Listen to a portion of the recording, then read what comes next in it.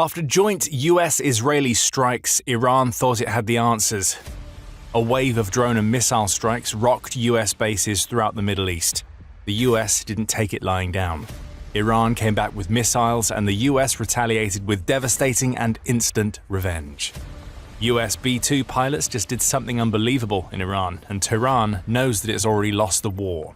Reeling from a devastating blitz of American and Israeli strikes that reportedly saw the US carry out 900 strikes in the first 12 hours of its operation, along with Israel bombing Iran 1,200 times in 24 hours, Iran knew it had to strike back. It tried, but it couldn't hit the aircraft flying overhead. They're too fast, too well coordinated, and simply too good for Iran's weakened air defenses. But what Iran could do is use its missiles to attack targets that aren't zipping along at speeds that are faster than sound. Stationary targets. Targets like US air bases. Unleashing a wave of missiles and drones, Iran targeted a slew of US bases throughout the Middle East, instantly transforming a countrywide conflict into a war that is affecting the entire region. France 24 has the details in a February 28th article, where it outlines what Iran hit or tried to hit. In Bahrain, which is home to the US Navy's 5th Fleet as well as US Naval Forces Central Command, Iran targeted the service center for the US 5th Fleet.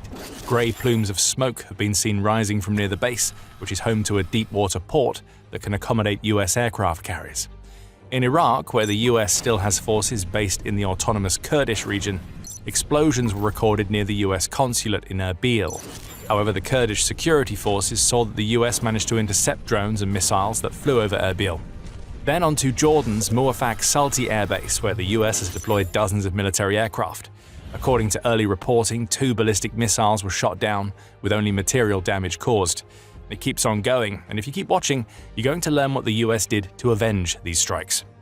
Moving to Kuwait, which hosts a number of US bases, along with depots containing stockpiles of equipment and supplies for US forces, Iranian missiles targeted the Ali al-Salem air base. They were mostly intercepted, though Italy, which also has Air Force personnel at the base, says that Iran managed to damage a key runway. Explosions were also recorded close to the Al Udeid air base in Qatar, which is home to forward components of US Central Command, or CENTCOM. Iran also appears to have targeted the Qatari capital of Doha with an attack. In the United Arab Emirates, which is home to the Al Dhafra air base that hosts the US 380th Air Expeditionary Wing, 2 witnesses claim that they have seen smoke rising from the base following a small series of explosions. 2 rounds of Iranian missiles were reportedly intercepted in the UAE, though debris from the destruction of the first wave is reported to have killed a civilian. And finally, in Syria, an Iranian missile killed 4 civilians, though the US is reportedly in the process of withdrawing its troops from that country. This was a massive Iranian attack, a desperate attempt to project power after the US and Israel combined to take out over 1,000 targets on Iranian soil in one day. The US has suffered casualties as a result of Iran's missile-laden response. CENTCOM has confirmed that 3 US service members have been killed in action during what the US is now calling Operation Epic Fury. Another 5 sustained serious injuries, and US President Donald Trump had cautioned that the lives of American heroes may be lost, and we may have casualties. That often happens in war. The US wanted revenge. It got it by using one of the most powerful aerial assets in its arsenal, the B-2 Spirit bomber. On March 1st, the War Zone, or TWZ, reported that America's B-2s had entered the air campaign against Iran. Flying from their base in Whiteman, Missouri, these stealthy bombers reached Iranian airspace during the early hours of March 1st. And when they arrived, they unleashed hell. Iran's missile caves were their biggest targets, and we'll be explaining why the B-2 was the right aircraft for that particular job in just a few moments. These facilities, which are built deep into Iran's mountains, are typically used to store missiles. However, some also have the ability to launch ballistic missiles through fissures built into the underground facilities, which makes them a double threat. The US logic here is simple. Take out the caves and you destroy Iran's missiles, as well as its ability to launch them. Iran takes a lot of pride in these missile caves. Almost a year ago, in late March 2025, the Iranian regime even released an 85-second video showcasing the caves and some of Iran's more advanced missiles and rockets. Again, this was a projection of power, or at least it was supposed to be.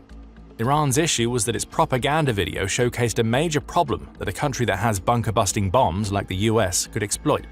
Missiles were being stored out in the open in the missile caves, with seemingly no blast doors or other protective measures that would guard the caves if one of those missiles exploded.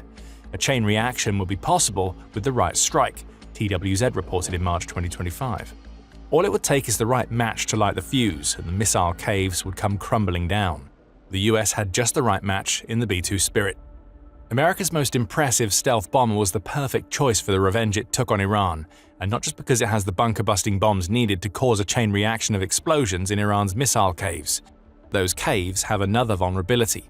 They don't even need to be destroyed completely to be taken offline. All the US had to do was seal them off by striking entrances and the fissures built into the caves, which reduces Iran's ability to use its massive stockpiles. After that, surveillance and repeated strikes to take out any openings that Iran tries to form put the US in a position where it can attack elsewhere in the country while minimizing Iran's attempts to retaliate. So the strategy was in place. The B-2 bombers had arrived. All the US had to do was light the match. Before we get to that, let's look at what the B-2 Spirit brings to the fight in Iran that no other US aircraft delivers. TWZ's Tyler Rogaway offers some basics in an X-post where he claims that the B-2 makes direct attacks against Iranian targets possible that no other platform can pull off. A single B-2 can carry up to 80 JDAM bombs, each of which weighs 500 pounds, and when dropped in large enough quantities, deliver more than enough firepower to seal off Iran's missile caves, preventing the country's crumbling regime from pulling off a repeat of what it did against US bases across the Middle East. Entire airfields' infrastructure gone on a single pass, is how Rogaway puts it, and when you add MOPs or massive ordnance penetrators into the mix, you get the bunker-busting capabilities that make the B-2 the perfect choice for taking out Iran's missile caves and, if the US chooses, the country's underground missile facilities. Max Afterburner had even more to say. This is what the B-2 does best, going in when it's least expected and hitting sensitive sites so no one sees it coming, and it's complete shock and awe. In other words, the B-2 combines its immense firepower with stealth capabilities that allow it to get in, strike, and get out before Iran knows what hit it. Afterburner adds that it looks like the US deployed 4 to 6 of its B-2s in Iran, and he notes that each is capable of carrying 2 of the 30,000-pound MOPs that are each capable of penetrating over 200 feet and will strike at speeds exceeding 625 miles per hour. The B-2 is the point of the spear for the next phase of America's aerial assault.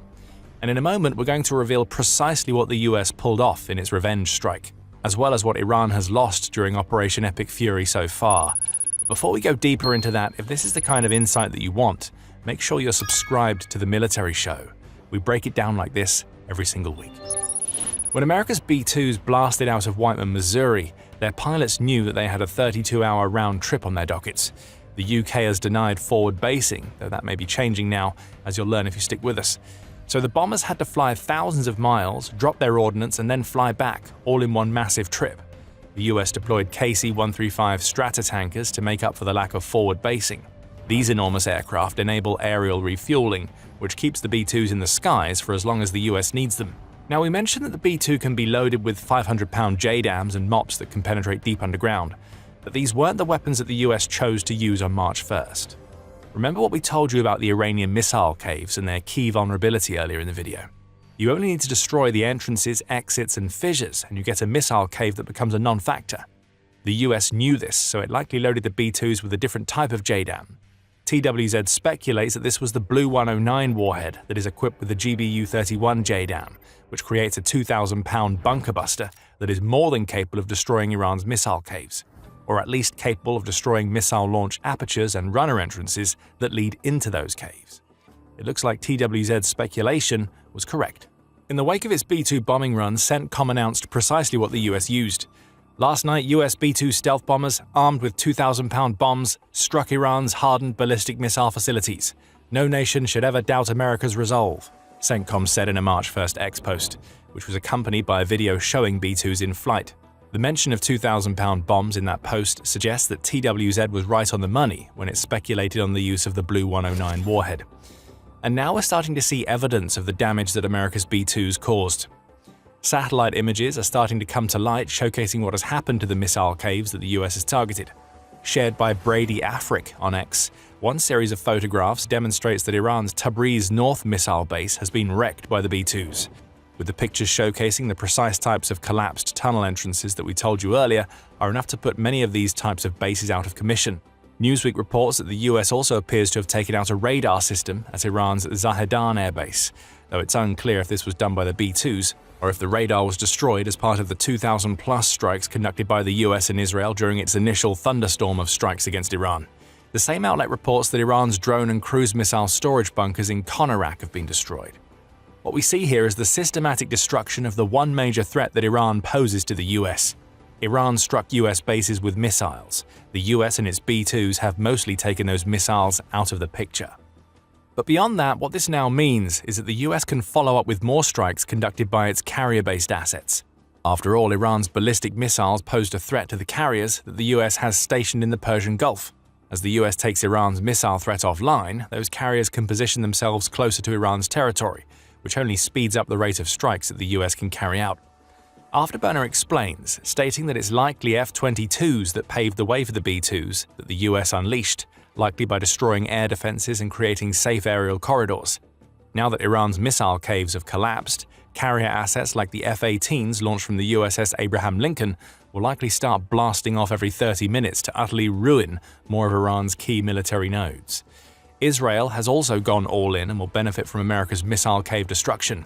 Afterburner adds, 200 jets, F-35s, custom Israeli electronic warfare jets, F-15s from Israel, F-15Es from the US, will add to something called Lucas, which is a one-way attack drone that is akin to an upgraded version of Iran's own Shahed 136.